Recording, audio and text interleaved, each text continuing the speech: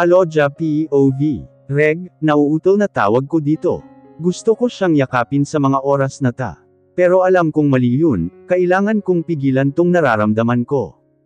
I think we need to go, magdi-date muna kami ng hard-headed fiancé ko. Wika ni Olive sabay akbay nito kay Veronica. What did you say? Inis naman na tanong ni Veronica dito. Totoo naman na hard-headed ka diba? Nakangising wika ni Olive dito. Bahala ka na nga dyan. Inis na wika ni Veronica dito, at padabog na umalis. Patawa-tawa namang sinundan ni Olive si Veronica.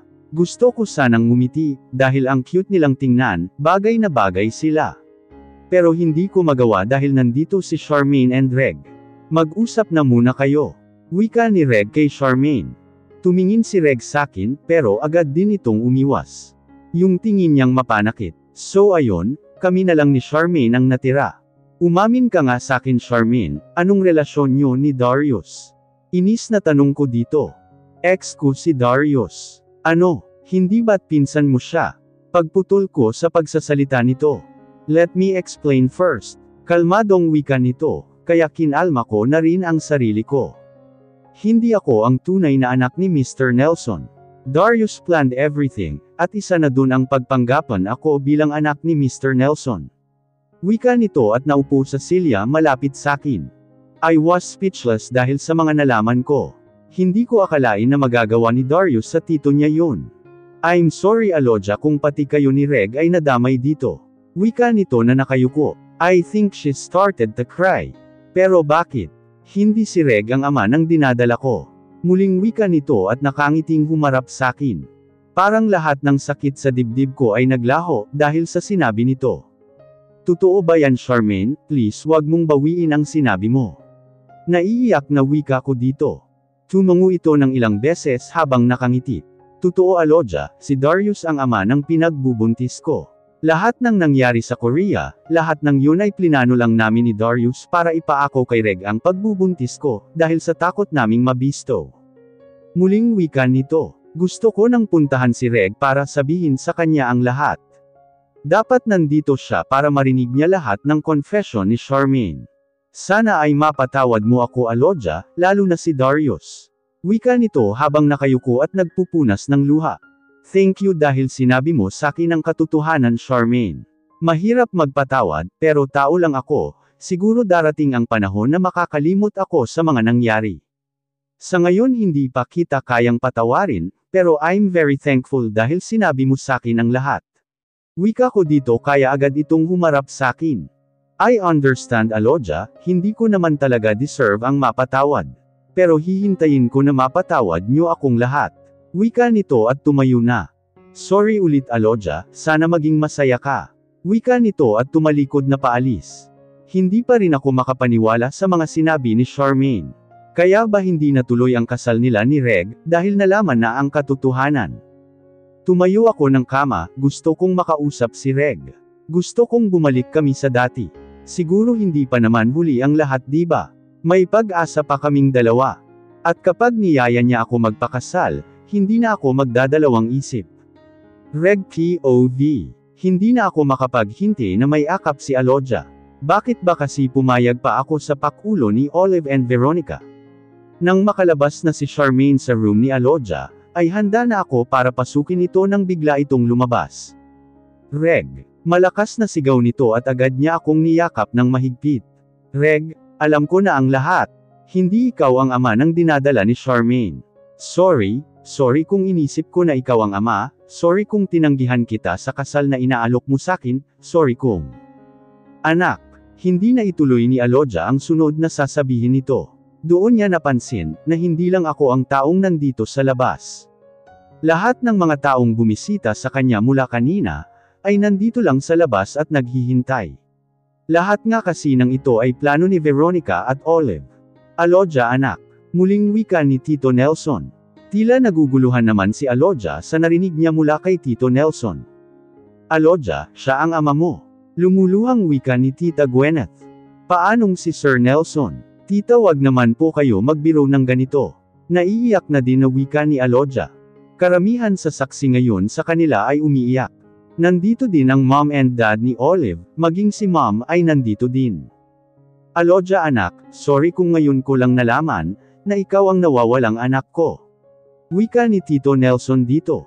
Tumingin sakin si Aloja at tumungo lang ako sa kanya. Pinapahiwatig ko sa kanya na lumapit na kay Tito Nelson, at ganon nga ang ginawa niya. Sorry kung napabayan ko kayo ni Amelia. Kaya pala kamukhang kamukha mo siya, kaya pala malakas ang kutob ko na may connection ka sa kanya. Umiiyak na wika ni Tito Nelson. Marami akong pagkukulang sa iyo Aloja, sana mapatawad mo ako. Wika muli ni Tito at tumayo ito sa wheelchair niya. Pasensya na po, hindi ko alam ang sasabihin ko, dahil sa mga nalaman ko. Pero masaya po akong malaman na nasa harapan ko na ang huling puzzle, na nawawala sa pagkatao ko. Wika ni Aloja at niyakap nito si Tito Nelson. Papa, malakas na tawag ni Aloja dito, habang yakap-yakap ang ama niya na parehas silang umiiyak. Tuluyan na rin na umiyak ang mga kasamahan namin. Maging si mom na nasa gilid ko, ay umiiyak na din kaya niyakap ko ito. After malaman ni Aloja ang katotohanan, ay isa-isa nang umalis ang mga mahal nito sa buhay. Bukas na bukas din ay madi-discharge na ito. Reg, tawag nito sakin, habang nakahiga siya. Mula kanina ay hindi pa kami nakakapag-usap ng maayos. Lumapit ako dito at naupo sa tabi niya, habang hawak ang kamay nito. I'm sorry, wika nito kaya napakunot ang noo niya. Wala kang kasalanan baby, wika ko dito at hinalikan ang kamay niya. Masaya ako dahil nandito ka, hindi ko kakayanin pag nawala ka sakin Reg. Wika nito at ganun din naman ako sa kanya. Huwag kang mag-alala Aloja, hindi ako mawawala sa'yo. Hindi na mauulit. Wika ko at hinalikan ang noo nito. Sobrang sakit nung nalaman ko, na ikakasal ka na kay Charmaine. Dun ko na-realize na hindi ko pala talaga kaya na mawala ka. Parang wala nang saysay pa ang buhay ko, kung sakaling makaligtas ako sa kamay ni Darius. Wika nito habang nakatitig sa mga mata ko. Hindi ko magagawang ipagpalit ka sa kahit kanino. Ikaw lang ang kikilalanin nito, wika ko sabay turo sa puso ko. Sorry talaga kung muntik na akong maniwala, na ikaw ang ama ng dinadala ni Charmaine. Nakapout na wika nito. Ang cute talaga ng babaeng ito.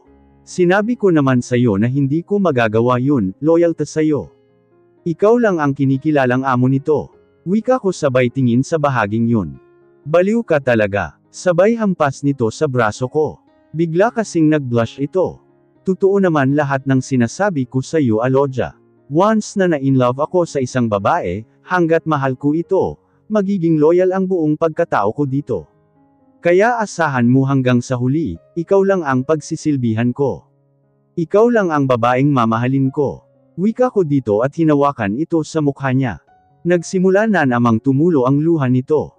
Nagiging emosyonal na naman siya. Ang sarap niyang paiyakan, alam ko naman na tears of joy ta.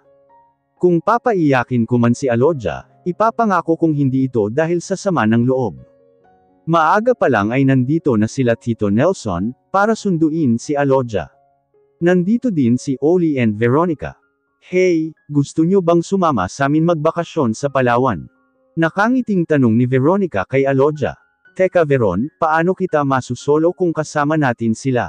Agad na pag-angal ni Oli. Shut up, sa tingin mo papayag ako na masolo mo ako. In your dreams, kaya nga gusto ko sila isama, dahil baka pagtangkan mong gahasain ako. Aba Oli, hindi pa tayo kasal no? Inis na wika nito kay Oli. Napatawa na lang kami sa sinabi ni Veronica, habang so Oli pakamot-kamot ng ulo. Halatang may pinaplano talaga ang lalaking ta. Tingin ko kay Veronica hindi siya basta-bastang babae. Mukhang mahihirapan talaga si Oli sa kanya. Sige, sasama kami. Wika ko kay Veronica. Bro naman. Angal na wika ni Oli sakin. Yes. Akala mo makakaisa ka ah. Wika ni Veronica sabay irap nito kay Oli. Natigilan kaming lahat nang pumasok ang doktor ni Aloja. Dok, may problema po ba? Pag-aalalang tanong ko dito. Okay na kasi si Aloja, at sinabi nito na pwede na naming iuwi. Pasensya na iho pero may nakaligtaan kaming sabihin sa inyo. Hindi kasi naisama ng isang nurse, ang isa pang result sa eksamin namin kay Aloja. Wika nito kaya medyo kinabahan ako. Dok, may sakit ba ang anak ko? Agad na tanong ni Tito Nelson. Sana lang ay wala, may posibilidad kasi na makuha ni Aloja ang sakit ng dad niya. Ano po ba ang dapat naming malaman, Doc? Tanong ni Aloja at lumapit na ito sa amin. Agad kong nilagay ang kamay ko sa bewang nito, yung parang nakayakap sa bewang. Mabuti na lang at hindi masyadong napahamak si Aloja, kaya hindi masyadong naapektuhan ang bata sa sinapupunan niya. Nakangiting wika ni Doc. Bata sa sinapupunan niya. Bata sa sinapupunan niya. Paulit-ulit itong nagpi-play sa utak ko, na para bang sirang plaka. Congrats iha, you're 1 month pregnant. Wika ni Doc kay Aloja. Pagkarinig ko nito at napaupo ako sa sahig, dahil sa panglalambot ng tuhod ko. Daddy na ako. Wala sa sariling wika ko. Daddy na ako. Sigaw ko sa sobrang saya, at agad na tumayo para yakapin si Aloja. Daddy na ako, daddy na ako. Masayang wika ko kay Oli, habang tumatalon-talon pa. Kaya pati si Oli ay napasabay na din sakin sa pagtalon na parang bata. Bumalik ako kay Aloja at niyakap ulit ito. I'm so very happy Aloja, finally at magiging isa na tayong pamilya. Sobrang saya ko baby. Wika ko dito na parang naluluha pa. So ibig sabihin niyan di na kayo makakasama sa Palawan, kasi bawal mag-travel ng malayo ang buntis. Nakangising wika ni Oli. Napasimangot naman si Veronica. Oo, mag-enjoy kayong dalawa ha. Nakangiting sagot ko dito. Yes. Sigaw ni Oli na akala mo nanalo sa loto. Hindi mapawi ang mga ngiti namin sa labi. After ng mga pinagdaanan namin, sa huli ay may magandang nangyari at ito yon. After 1 month, busy ang lahat dahil sa engagement party namin ni Reg. Next month na rin kasi ang kasal naming dalawa. Pasok, wika ko habang nakaupo sa kama ko. Pumasok naman si Veronica, nakasimangot ito. Hey, mukhang bad mood ka ata. Kamusta ang vacation nyo ni Olive sa Palawan? Nakangiting tanong ko dito. Mukhang hindi maganda ang naging bakasyon nilang dalawa. Naku hindi ako magpapakasal sa lalaki na yun. Inis na wika nito, na tila ba uusok na ang ilong niya. Ano ba kasi ang nangyari? Mahina hong tanong ko dito. May nangyari kasi samin, dahil sa kalasingan ay pumayag ako. Okay naman sakin na may mangyari samin, kasi sure na ako na siya ang pakakasalan ko. Pero ang lalaking yun, nahuli kong nakikipag-flirt sa ibang babae. Inis na wika nito, habang nakakuyom ang kamay. Mukhang problema nga ito, akala ko ba nagbago na itong si Olive, at seryoso na siya kay Veronica, bakit nagagawa niya pang mang babae? Nag-usap na ba kayo about dito? Muling tanong ko. Hindi, iniwan ko siya sa Palawan ng walang palem. Naiinis talaga ako sa best friend mo. Alam mo bang gustong gusto ko na siyang putulan ng ano ngayon? Inis na wika nito, sa sobrang inis ni Veronica, ay namumula ang muka nito. Chill ka nga lang Veronica, maayos nyo din ta. Kakausapin ko si Olive about dito. Kung talagang may kasalanan siya, at ginusto niya ang nangyari dun sa sinasabi mong flirt na ginawa niya, malilintikan siya sakin. Pero kung misunderstanding lang, hayaan mong magpaliwanag siya sa'yo. Wika ko dito kaya medyo kumalma na ta. Don't let anger swallow your heart, dahil pag nangyari yun, baka pagsisihan mo sa huli. Wika ko dito at tinapik siya sa balikat. Ewan ko ba Aloja, hindi naman ako ganito eh. I mean, palaban ako, ayokong ginaganito ako, pero pagdating kay Olive hindi ko maiwasang hindi masaktan. Nakayukong wika nito. Sa tingin ko kasi mahal niya na din si Olive. Don't worry maayos nyo rin ta. Wika ko dito. Sabay kaming napatingin sa pinto ng kwarto ko. Pumasok si Reg, pero may kasama ito, si Olive. Hindi nga ako nagkamali, nandito nga siya. Wika ni Reg kay Olive na ngayon ay parang iiyak na. Ay nako, pag-ibig nga naman. Tumayo ako ng kama, at tinapik ang balikat ni Veronica. May na muna namin kayo, may kailangan lang akong i-check sa baba. Wika ko kay Veronica. Hinalikan naman ako ni Reg sa noo, at inalalayan ako palabas. Pero bago kami lumabas, tiningnan ko muna si Olive. Yung tingin na ayusin mo ta. Mukhang nagets niya naman ang gusto kong sabihin, dahil tumungo ito sakin. Paglabas naman ni Reg pinakiramdaman muna namin yun dalawa, bago kami tuluyang lumayo ng kwarto. Hayaan mo na silang mag-usap, alam na ni Olive ang gagawin niya. Wika ni Reg at bumaba na kami. Ano ba kasi ang nangyari sa kanila? Nakakunot na tanong ko. Misunderstanding lang, tinulungan lang ni Olive yung anak ng may-ari ng resort, na tinuluyan nila sa Palawan. Lasing daw kasi at broken-hearted.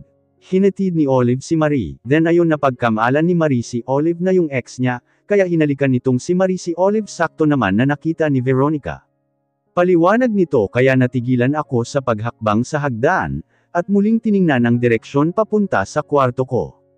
Sana lang ay maniwala si Veronica sa paliwanag ni Olive. Pag-aalala ko, wag mo masiading isipin yung dalawa, dahil baka ma-stress ka.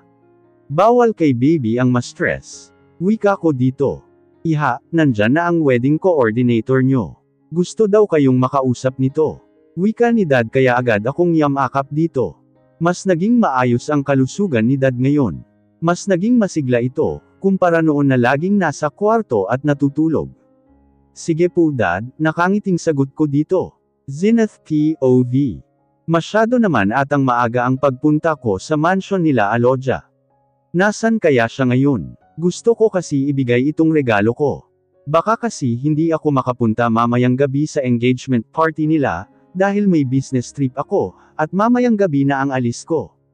Nandyan ba ang Ma'am Alodia nyo? Tanong ko sa isang maid nila. Yes po, nasa kwarto niya po. Gusto nyo po bang tawagin ko siya? Nakangiting tanong nito. No thank, ako na lang ang pupunta sa kanya. Wika ko dito. Hindi na ako nag-aksaya ng oras, at dumiretso na ako sa taas. Ilang beses na din akong nakapunta dito, kaya alam ko na ang kwarto nito, at ang pasikot-sikot sa mansion nila. Kakatok sana ako nang napansin na nakaawang yung pinto. So ako binuksan ko na, pero bago ko ito tuluyang mabuksan, natigilan ako ng makarinig ng mga ingay. Napalunok na lang ako, at muling isinara ang pinto. Napangiti na lang ako nang ma-realize kung ano ang ginagawa nila. Pangbihira talaga tong si Reg, alam niya naman na buntis si Alodia. Hindi talaga maawat ang lalaking yun. Malilintikan siya sakin kapag dinyugo si Alodia. Dahan-dahan kong senaryo yung pinto, at bumaba na ako. Ayuko namang abalahin yung dalawa. Tatawagan ko na lang ito mamayang gabi. Habang pababa ako ng hagdan, napakunot ang noo ko nang makita si Reg and Alodia na naglalakad palabas ng mansion. Mas lalo tuloy napakunot ang noo ko. Kung nandito sa baba si Reg and Alodia, sino yung gumagawa ng milagro sa taas? Nagmadali na akong bumaba at pinuntahan ang mag-asawa. Hey! Tawag ko sa mga ito. Agad naman nang umiti si Alodia, nagbeso ako dito maging kay Reg. Ang aga mo naman ata para mamaya. Wika ni Reg sakin. Hindi ko kasi alam kung makapunta ako mamaya. I have urgent meeting sa Boracay. Hindi ko maipa-reschedule dahil may hinahabol din na oras itong ka-meeting ko. Nakangiting wika ko. Sayang naman kung ganun, basta sa wedding di ka pwedeng mawala Isa ka sa mga bridesmaids. Wika ni Alodia na nakangiti sakin. Oo naman, dinala ko lang dito yung gift ko, congrats ulit sa inyong dalawa. Nakangiting wika ko dito. Salamat Zenith, salamat dahil naging part ka ng buhay namin ni Reg. Nakangiting wika ni Alodia. At hinawakan ang kamay ko. Wala yun, ito talaga siguro ang role ko sa buhay ni Reg. Ang maging tapat na kaibigan niya, at suportahan siya kung saan siya sasaya.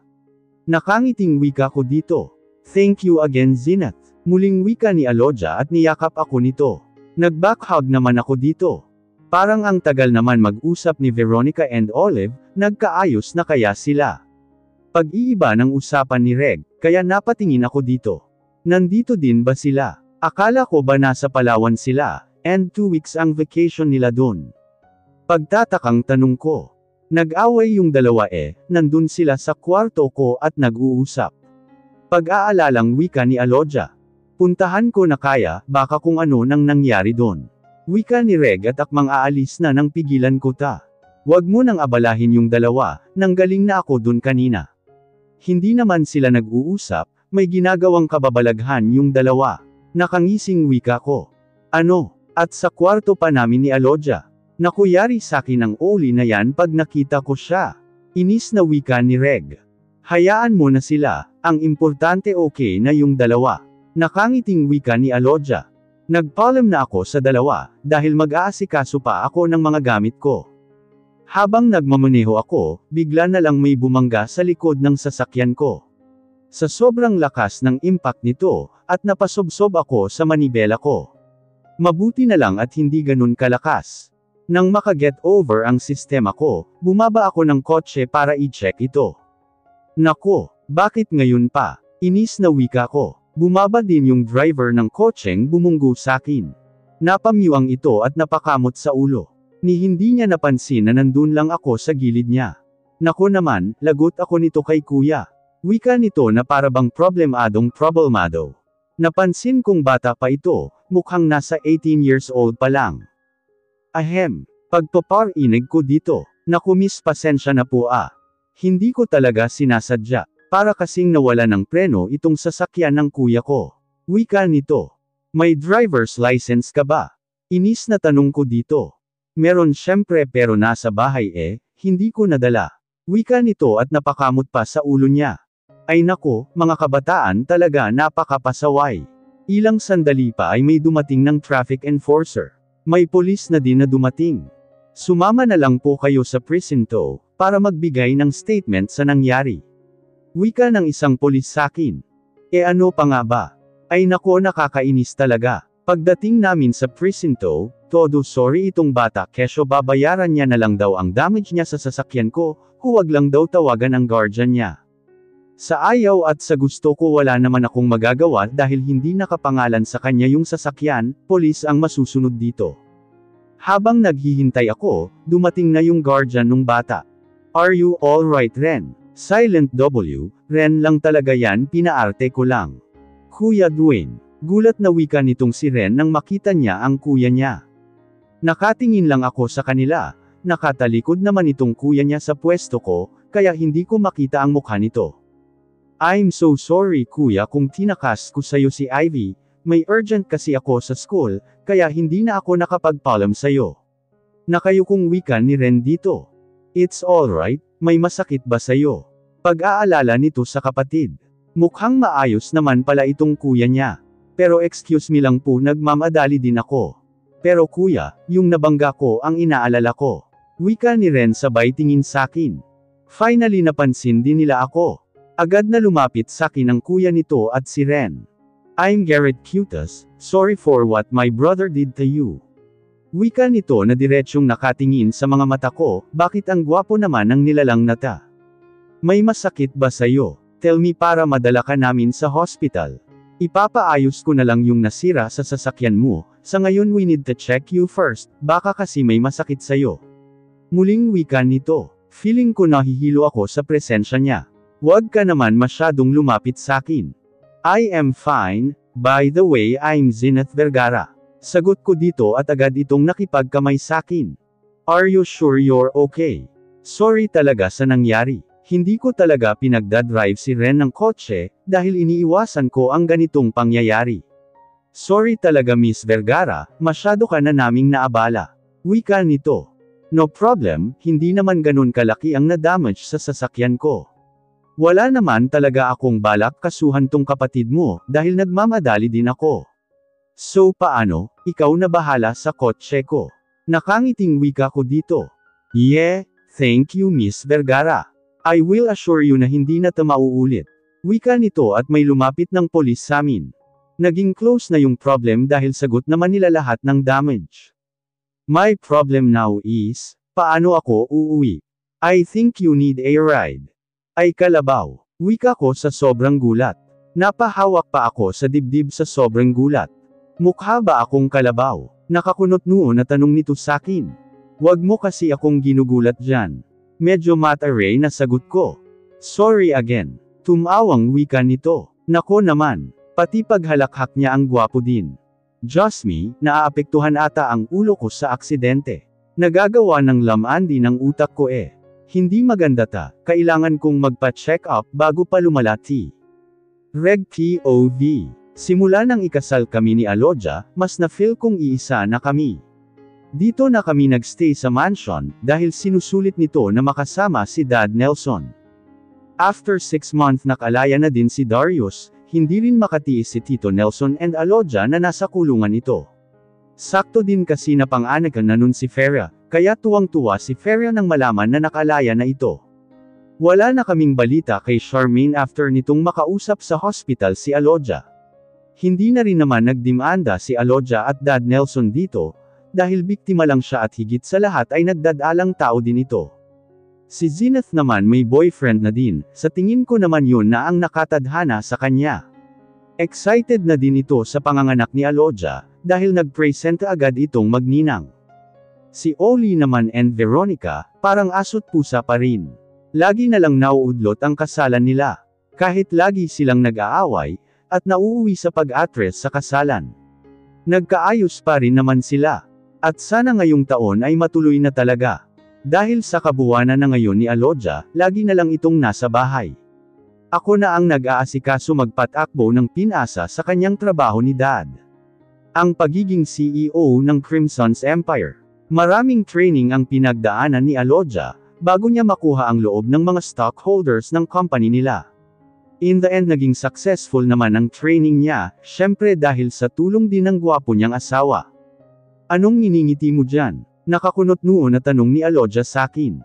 Nandito kaming dalawa sa garden ng mansion, habang umiinom ng tea.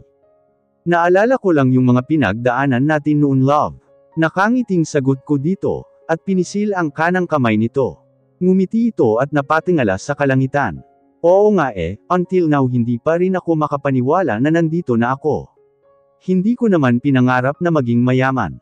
Ang gusto ko lang ay magkaroon ako ng taong tatanggap kung sino talaga ako, tanggap yung nakaraan ko. Nakangiting wika nito at nagbabadya na naman tumulo ang luha niya. Ang swerte ko talaga kasi binigay ka sakin ni Lord. Nung panahong nasa dilim ako, nandun pa din yung liwanag niya para gabayan ako. Kahit nasa tingin ko ay wala na akong pag-asa, gumawa siya ng way para magkita ang landas natin. Wika nito at tumulo na nga ang luha niya. Simula nang mabuntis itong asawa ko, naging emosyonal na ito. Minsan nag-aalala na nga ako, kahit kasi sa panunood ng TV ay umiiyak ito. Mabilis na magbago ang mood niya, kaya ang ginagawa ko palagi ko siyang sinasamahan sa pamamasyal, para hindi ito nag-iisip ng kung ano-ano. At ikaw naman ang binigay niya sakin, para lumiwanag ang mundo kong madilim. Nakangiting wika ko dito at hinalikan ito sa kamay. Sa mga hirap na pinagdaanan ko noon, ang dami ko namang blessings ngayon. Nakangiting wika nito, habang himas-himas ang tiyan niya. Masasabi kong sobrang swerte ko, dahil binigyan ako ni Lord ng kapartner sa buhay, na kagaya ni Alodia. In the first place, wala naman talaga akong pakialam sa nakaraan niya. Wala akong paki sa estado ng buhay niya. Ang gusto ko lang ay to get her heart. Ganon na siguro ako kabaliw sa kanya. When it comes to love, gagawin ko ang lahat, kahit ikapahamak ko pa ito. Yung kay Zenith before, I think hindi siya pure love. Dahil kung mahal mo kasi ang isang tao, kahit ipagpalat ka nito sa kahit anong bagay sa mundo tatanggapin mo, at hindi ka magtatanim ng sama ng loob. Ako kasi nagtanim ng sama ng loob sa kanya ng ilang taon. Nakalimutan ko na rin kung paano magmahal, na puno ng galit ang puso ko, at si Alodia lang ang nagpalaya sa puso ko. Kaya ganon na lang ang kagustuhan kung nakita siya ulit. Dahil ramdam ng puso ko na siya na talaga ang babaeng para sakin. Hindi naman ako nagkamali, diba? Alodia POV. Umalis si Reg para sunduin si Ma'am Neri. Pinakiusapan kasi ito ni Reg na sa mansion muna magstay, dahil malapit ko nang isilang ang baby namin. Habang nasa garden ako, biglang may nag-doorbell. Tanaw mula dito ang gate, kaya tiningnan ko kung sino ito. Napangiti ako nang pumasok ang sasakyan ni Farah. Nakalimutan ko na bibisita nga pala siya today, dala ang baby nitong si Amara. Excited na talaga akong makita ang baby girl nila. Sa ultrasound ko kasi, baby boy ang nakita, and until now wala pa din kaming naiisip ni Reg na ipangalan dito. Dahil lalaki daw, gusto niyang may sunod ang pangalan nito sa kanya. Wala naman yung problema sakin, natutuwa pa nga ako, dahil siya itong palaging abala pagdating sa baby namin. Siya ang namili ng mga gamit nito, mula sa damit, gamit, at design ng kwarto. Para siyang bata na tuwang-tuwa, nung araw na nag-aayos kami ng nursery room. Nang makapag-park na sila Farah ng sasakyan, ay unang bumaba ang yaya ng baby nito. Ilang sandali pa ay bumaba na si Farah buhat-buhat ang baby niya. Tumayo na ako para salubungin ang mga ito, nang bigla akong makaramdam ng sakit mula sa pagkababae ko. Ilang sandali pa ay naramdaman ko ang pag-agos ng tubig sa hita ko. Napakapit ako sa upuan, habang namimilipit. Aloja, sigaw ni Farah nang makita ang sitwasyon ko. Agad nitong binigay sa yaya niya ang baby niya, at nagmadaling puntahan ako. Mangganganak ka na, nasan si Reg? Natatarantang tanong nito. Ako naman todo inhale and exhale, dahil sa sakit na nararamdaman ko. Actually halo-halo na ang emosyon na nararamdaman ko. Kinakabahan ako, natatakot, at excited. Umalis, sinundo si Mama Neri. Nauutol na sagot ko. Wika nito, Darius bilasan mo manganganak na si Aloja. Sigaw ni Farah. Nandito si Darius. E ano kung nandito siya? Ayuko munang isipin si Darius, ang mahalaga ay ang baby ko. Kailangan na natin siyang dalhin sa hospital. Dinig kong wika ni Darius. Hindi ko na magawang imulat ang mga mata ko, dahil sa sakit na nararamdaman ko. Yaya, yung gamit ni Aloja at ng baby. Dinig kong sigaw ni Farah. Naramdaman ko naman ang pagbuhat sa akin ni Darius. Hold on Aloja, dadalhin ka na namin sa hospital. Wika ni Darius. Dinig ko pa ang ilang pagpapanik ng mga tao sa mansion. Maging si Dad ay naririnig ko na din ang pagsigaw niya. Bilasan nyo, kunin nyo na ang gamit, at mangganganak na ang anak ko. Sigaw ni Dad. Pinasok na ako ni Darius sa kotse, ilang sandali pa ay pumasok na din si Farah. Bali si Farah ang kasama ko sa backseat, habang hawak-hawak nito ang kamay ko. Tito, nauutol na tawag ni Darius kay Dad. Pumasok kasi si Dad sa kotse ni Darius at naupo ito sa tabi niya. Ano pang hinihintay mo, magmaneho ka na. Utos ni Dad kay Darius. Huminga ng malalim si Darius, at nagsimula na itong paandarin ang sasakyan. I will call Reg para dumiretso na sila ni Neri sa hospital. Wika ni Dad at lumingon pa ito sakin. Hinga lang ng malalim Aloja. Wika ni Farah, kaya ganun lang ang ginagawa ko ng paulit-ulit. Sunod-sunod na busina ng kotse ni Darius ang naririnig ko. Make way, emergency ta. Mangganganak na ang pinsan ko. Sigaw nito sa mga sasakyan na nasa unahan niya. Hindi ko akalain na sila pa ni Farah ang tutulong sakin. After what happened to us, ito kami at magkasama sa sitwasyon na ta. Alam ko naman na pinagsisihan na ni Darius ang ginawa niya sa amin ni Dad. Hindi lang talaga ako ready na makaharap siya before. Hindi ko alam kung anong mararamdaman ko. Kung galit ba or takot na baka maulit na naman ang mga nangyari. Pero ngayon, napagtanto ko na maayos na ang lahat. Natuluyan nang nagbago ang pinsan kong si Darius. Reg POV. Anak magdahan-dahan ka nga sa pagmamaneho. Saway sakin ni Mom. Mom, paano akong magdadahan-dahan, mangganganak na ang asawa ko, at wala ako sa tabi niya. Sagot ko dito. Yun na nga diba, paano kung maaksidente tayo? E di mas malaking problema. Kumalma ka nga lang, nandun naman si Balay, siguradong hindi niya pababayaan ang mag-ina mo. Wika ni Mom kaya. Medyo kumalma na ako. Pagdating namin ng hospital, ay naabutan namin sila Dad na naghihintay sa labas ng delivery room, kung saan nandun ang mag-ina ko. Nakita ko din si Farah, maging si Darius kaya napakunot ang noo ko. Hindi ko nasabi sa iyo kanina, si Darius ang nagmaneho para madala si Aloja dito. Wika ni Dad. Ganun po ba? Sagot ko kay Dad at lumapit ako kay Darius. Thank you bro. Wika ko dito at niyakap ito ng mahigpit. Matagal ko na siyang pinatawad, wala lang talagang pagkakataon na magkita kami, at natutuwa ako na ngayon ito nangyari. Salamat din bro, salamat dahil alam kong pinatawad nyo na ako. Wika ni Darius. Alam kong umiiyak na ito. Tinapik ko ang likod nito, sayang naman ang ilang taon naming pagkakaibigan, kung mauuwi lang sa wala. Tandaan nyo, everybody needs a second chance. Pero syempre, bibigyan nyo lang ng second chance yung mga taong deserving, at handa talagang magbago at may pagsisisi. Parang ang tagal naman ata nila sa loob. Kinakabahan na wika ko. Mahigit 1 oras na kasi kaming naghihintay dito sa labas. Maupo ka nga anak, nahihilo na kami sayo. Wika ni Mom Neri. Ilang sandali pa ay bumukas na ang pinto, at lumabas na ang doktor. Sino po ang asawa ni Miss? Tanong ni Doc kaya agad akong lumapit dito. Ako po Doc, ano pong lagay ng mag-ina ko? Kinakabahan na tanong ko dito. Congrats sir, normal na nailabas ni Mrs. ang baby nyo. Maya-maya ay ililipat na namin sila sa private room, para doon nyo sila makita. Wika ni Doc na siyang ikinatuwa ko. Salamat Doc, salamat po talaga. Naiiyak na wika ko dito. Napatingala ako sa kisame, at doon na tuluyang tumulo ang luha ko. Thank you Lord dahil binigyan mo ng kaligtasan si Aloja, at ang baby namin. Wika ko sa isip ko, habang patuloy sa pagpatak ang luha ko. Nang makalipat na si Aloja sa private room niya, doon na namin ito pinuntahan. Muli na namang tumulo ang luha ko, nang makita ang baby namin na nasa tabi ni Aloja, habang mahimbing itong natutulog. Hinalikan ko si Aloja sa noo. Wala nang paglagyan ng sayang nararamdaman ko ngayon.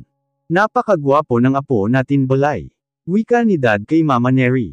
Mukha siyang angel tulad ni Aloja. Wika ni Mama Neri. Anong ipapangalan natin sa munting anghel natin love? Nakangiting tanong sakin ni Aloja. Haniel, Haniel ang ipapangalan natin sa anak natin. Nakangiting wika ko habang nakatingin sa anak namin. Napakagandang pangalan, na ang kahulugan ay gift of God. Nakangiting wika ni Mom. Hi Haniel, ako ta ang daddy reg mo. Wika ko sa baby namin, at bigla na lang itong ngumiti. Did you see it love? Ngumiti ang anak natin. Tuwang-tuwa na sabi ko. Nakita naming lahat iho. Wika ni Dad Nelson. Sobrang saya sa pakiramdam, ganito pala ang maging ganap na ama. Pinapangako kong magiging mabuting ama ako sa mga anak ko, at higit sa lahat, magiging mabuting asawa. Aloja POV. At age of 32 ay meron na kaming 4 na anak ni Reg.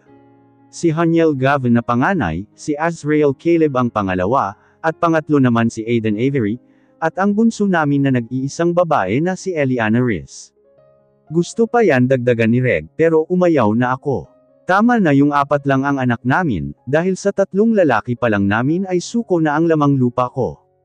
Such a stubborn. Sigaw ni Haniel kay Avery, 8 years old na itong si Haniel. Pero kung makaasta sa mga kapatid niya ay akala mo teenager na. Bakit ba ayaw mong pinupuntahan kita sa classroom mo? Nakasimangot na wika naman ni Avery, na kindergarten pa lang. Kasi nga baka makilala mo yung crush niya. Sagot naman ni Caleb. Crush? May crush ka na kuya? Manghang wika ni Avery dito, kaya mas lalo nitong kinulit ang kuya niya. Napailing na lang ako. Itong si Eliana, 1 year lang ang gap ng mga age nila, masyado kasing sinipagan nitong si Reg, at hindi na nakapagpahinga ang matrace ko. Shout up Caleb, I don't have crush. Hindi ko crush si Amber. Inis na wika nito sa kapatid niya. Napangiti naman ako, kasi namumula ang pisngi nito. Kilala ko si Amber, magandang bata nga ito at sweet. Magaling din naman pumili itong anak ko. What's happening here? Agad silang napatingin sa pinto nang marinig nila ang daddy nila. Dad! Malakas na sigaw ni Avery, at sinalubong ng yakap ang daddy niya. Si Haniel naman lumapit dito, at nag-bless. Si Caleb naman nag-kiss sa pisngi. Iba-iba sila ng way sa pagbati sa kanilang daddy. Nag-matured na kasi itong si Haniel, kaya nahihiya na siyang mag-kiss sa dad niya. Kaya mas kinagawian nito na mag-bless na lang sa matatanda. Si Caleb naman masyadong sweet na bata, kaya hindi siya nahihiyang humulik sa mga nakakatanda sa kanya. At itong si Avery naman, lahat na ata ng kakulitan ay nasa kanya. Feeling baby ito, at masyadong spoiled sa daddy niya. Ano ba yung narinig ko kanina, sino daw yung may crush? Muling tanong ni Reg sa mga ito. Lumapit ako dito, at hinalikan ito sa labi. Kinuha niya naman si Eliana sakin, at nagsama-sama silang mag-ama sa sofa. Yan ang bonding nila sa tuwing umuuwi si Reg sa work. Nagkukwentuhan sila sa mga nangyari sa kanila sa school. Si Reg kasi yung tipong handang makinig sa anak niya kahit pagod na ito. Si kuya kasi dad, may crush siya sa room niya, and ayaw niyang papuntahin si Avery doon. Kwento nitong si Caleb. Nag-prepare naman ako ng makakain nila, pero dinig ko pa din ang usapan nila. Totoo ba yun Haniel? Tanong ni Reg. Hindi sa ganun dad. Hindi ko naman talaga crush si Amber, sitmate ko lang siya. Nahihiyang sagot ni Haniel. Wala namang masama kung magka-crush kayo. Normal yun mga anak, basta huwag nyo lang pababayaan ang pag-aaral nyo. Wika ni Reg sa mga ito. Talaga dad, may crush din ako sa room, si Colleen. Wika naman nitong si Avery. Dahil tapos na ako sa ginagawa ko pinuntahan ko na sila. Hala, crush mo si Colleen. Nakuyari ka kay Tita Veronica and Tito Olive. Sabay na pananakot ni Haniel and Caleb kay Avery. Kaya pala lagi siyang excited sa tuwing pupunta kami, or bibaste sila Olive dito dahil kay Colleen. Ay nako, ang babata pa ng mga anak namin, pero may mga crush na. Paano pa kaya pag nagsilakihan na ang mga ito? Mag-open pa kaya sila sa amin ng daddy nila, kapag may problema sila? Magiging ganito pa kaya ang bonding namin pag nagdalaga at binata na sila? Magmeryenda na muna kayo. Wika ko sa kanila kaya agad na sinalubong ako nung tatlo, at kanya-kanyang kuha ng sandwich. Naupo ako sa tabi ni Reg, habang busy ang mga anak namin sa pagkain. Hindi na talaga natin mapigilan ang paglaki nila. Wika ko kay Reg. Oo nga malaki na rin itong si Eliana. Sundan na kaya natin. Nakangising wika nito. Tumigil ka nga dyan. Paano ako makakabalik sa company, kung taon-taon ay nag-aalaga ako ng bata? Inis na sabi ko dito. Sabi ko naman kasi, ako nang bahala sa naiwan ni Daddy Nelson. Hindi ko hahayaan na mapunta sa wala ang mga pinaghirapan niya. My dad passed away 2 years ago. Naabutan niya naman lahat ng mga apo niya sakin, and he's very happy dahil natupad na ang pangarap niya. Ang makita ako at ang mga apo niya sakin. Tumigil ka Reg, nangako ako kay dad na tutulungan kita. Hindi ko naman pababayaan ang obligasyon ko sa mga anak natin. Kahit may sari-sarili silang mga maids, hanggat kaya ko gagampanan ko ang obligasyon ko bilang ina sa kanila. Nakangiting wika ko habang isa-isang tinitingnan ang mga anak namin. After 15 years, how many times do I have to tell you that Jethro is not my boyfriend or suitor? Gosh, nakakahiya kayo. Napakunot ang noo ko dahil sa lakas ng alingaw-ngaw ng boses ni Eliana. Hoy Eliana, tigil-tigilan mo kami sa pagsisinungaling mo Lalaki kami, at alam namin yung mga galawan ng Jethro na yan. Boses naman yun ni Avery. Gosh, you're so paranoid kuya, friend ko nga lang si Jethro, you're getting into my nerves na. Inis na wika ni Eliana at nag-acting pata na parang gusto niyang sabunutan ang kuya niya. Si Eliana and Avery na lang ang nag-aaral sa college, kaya sila ang madalas na magkasama. Hindi din sila magkasundo, dahil masyadong overprotective itong si Avery pagdating kay Eliana. Huwag ko lang talaga malaman-laman na may relasyon kayo ng Jethro na yan, or else. Or what? Sasaktan mo siya ng mga tropa mo, tulad ng ginawa niyo kay Gabriel noon. My gosh kuya, baliw na kayo ng mga kaibigan mo. Inis na sagot ni Eliana dito, at padabog na iniwan ang kuya niya. Hoy Eliana, hindi pa tayo tapos mag-usap. Sigaw ni Avery dito, pero patuloy lang si Eliana sa paghakbang sa hagdan. Baka naman kasi friend niya lang talaga si Jethro anak. Wika ko dito. Mom, nandyan ka pala. Wika nito at nagbeso sakin. Oo, lahat ng pagtatalo nyo ni Lian ay narinig ko. Nakangiting sagot ko dito. Napabuntong hininga naman itong si Avery. Mom, mali bang protektahan ko siya? Mali ba yung ginagawa ko? Malungkot na tanong nito. Wala namang masama na protektahan mo ang kapatid mo, dahil obligasyon mo yun bilang brother niya. Pero kung sa tingin mong nasasakal na si Lian sa ginagawa mo, medyo luwag-luwagan mo anak. Gusto mo bang lagi na lang kayong nag-aaway? Nakangiting wika ko dito, para naman itong bata na pailing-iling.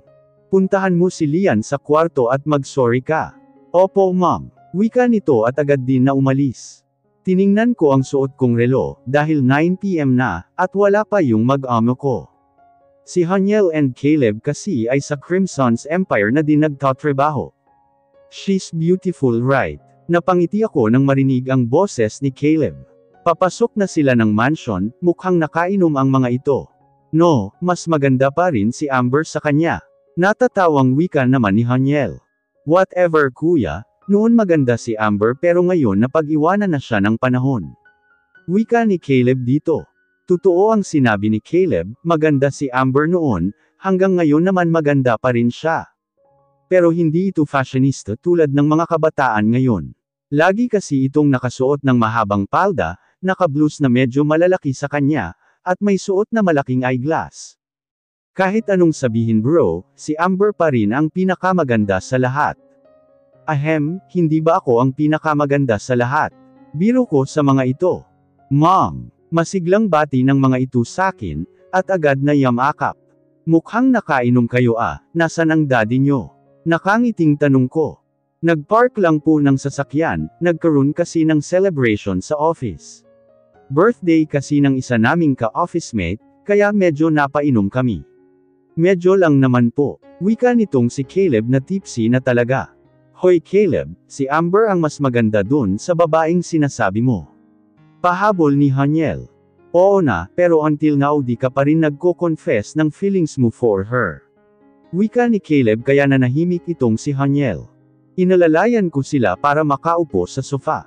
Napailing na lang talaga ako. Maganda ang bonding ni Haniel and Caleb. Kapatid and best friend ang turingan nila sa isa't isa. Love, tawag sakin ni Reg, kaya agad ko itong sinalubong ng mahigpit na yakap.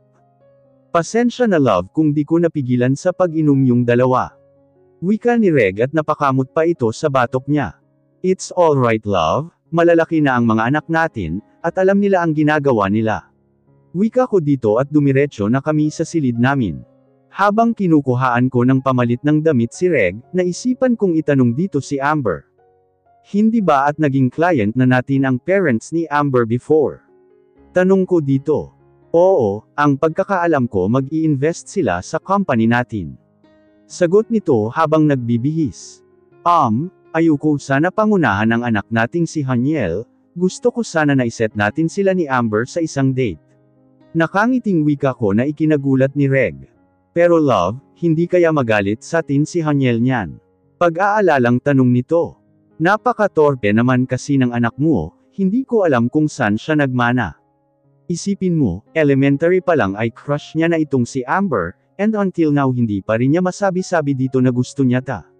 Guwapo naman ang anak natin, matalino, at higit sa lahat mabait na bata. Sigurado akong magugustuhan siya ni Amber. Wika ko dito. Halika nga dito love. Nakangiting wika ni Reg habang nakahiga sa kama. Nahiga naman ako sa tabi nito, at ginawa kong unan ang braso niya. Hayaan na lang natin na sila ang magdesisyon sa buhay nila. Tapos na tayo sa tungkulin natin, dahil malalaki na sila at may kanya-kanyan silang pag-iisip. Hindi tayo nagkulang sa mga payo sa kanila. Kaya magtiwala tayo sa mga anak natin. Wika nito at hinalikan ng noo ko. Tama ka dyan, natatakot nga ako na balang araw ay iiwan na nila tayo, dahil bubuo na rin sila ng kani-kanilang pamilya. Sagot ko dito at yamakap ako dito ng mahigpit. Bakit hindi natin sundan si Eliana, para may makasama pa din tayo kahit ubanan na tayo? Nakangising wika nito. Hindi ko gusto ang sinasabi nitong si Reg. Matanda na kami, at ngayon niya pa gustong maghabol. Agad itong yamakap sakin at ngumiti ng maluko. Tigilan mo ako Reg, sa edad kong ito hindi ko na kaya pa ang mga anak, at mag-alaga ng baby. Inis na wika ko dito. May yaya naman tayo please na love. Pangungulit nito at halikan na ang leeg ko. Reg naman, nakikiliti ako. Sigaw ko dito at bahagyang hinampas sa balikat para tumigil. May asim pa talaga ang asawa ko, kaya ako laging ginaganang umuwi galing trabaho Nakangiting wika nito, at akmang maghaubad na ng damit pang itaas, nang biglang bumukas ang pinto. Dad, Mom, anong ginagawa nyo? Sabay-sabay na tanong ng mga anak namin. Sabi na sa inyo matuto kayong kumatok. Wika naman ni Haniel. Mali kayo nang iniisip mga anak. At agad kong tinulak si Reg sa ibabaw ko. Ay naku, wrong timing talaga kayo mga anak. Ano ba ang kailangan nyo, at napasugod kayong lahat dito? Wika ni Reg at nagsilapitan na ang mga ito sa amin. Di ba po ba ay next week na ang 22nd year anniversary nyo ni Dad? Napag-usapan namin nila kuya, na bakit hindi tayo magbakasyon. Ilang taon na din kasi nang huli tayong magbakasyon na magkakasama. Nakangiting wika ni Eliana na ngayon ay nasa gitna namin ni Reg, na tila naglalambing. Oo nga Dad, nakaka-stress din ang puro work. Dagdag ni Caleb na may hawak na cup of coffee. Sige kung yan ang gusto nyo, sige na bumalik na kayo sa mga rooms nyo, at itutuloy na namin ng mami nyo yung ginagawa namin. Wika ni Reg kaya hinampas ko sa dibdib. Dad, balak nyo pa ba akong sundan? Hindi ako papayag, mga kuya, dito tayo matutulog. Wika ni Eliana at nagtalukbong na ito ng kumot. Napakamot naman ng ulo itong si Reg. Maging ang mga kuya nito ay kumuha na ng sari-sarili nilang unan, at nakipagsiksikan na samin sa kama. Si Haniel ay nasa paanan na namin, habang si Caleb ay nasa kabilang side ng daddy niya. Sa kabilang side ko naman si Avery na todo yakap sakin. Hindi ko lubos maisip na magiging ganito kasaya ang buhay ko bilang isang ina. Hindi madali, pero masaya. Masaya akong makita silang lumalaki na puno ng pagmamahal. Siguro ang isa ko na lang na dapat paghandaan, ay ang pag-aasawa nila. Siguradong kami na lang ni Reg ang may iwan sa mansion na ito. Ganon naman talaga sa mundong ito. Bibigyan tayo ni Lord ng kapartner sa buhay, para may kasama tayo hanggang sa pagtanda. Yung hanggang sa pumuti na lahat ang aming buhok, kumulubot ang mga balat, maubos lahat ng ngipin, at hamina ang mga buto. Yun siguro ang pinakamasayang part ng buhay. Ang makasama ang minamahal mo, hanggang sa pagtanda, at sa iyong huling hininga. I love you, Aloja. Nakangiting wika ni Reg, habang ang mga kamay namin ay magkahawak. I love you too, Reg. Nakangiting sagot ko dito. We love you, Mom and Dad. Sabay-sabay na wika ng mga anak namin. Napangiti na lang ako, dahil sa pagmamahalan namin ni Reg. Maganda ang naging bunga.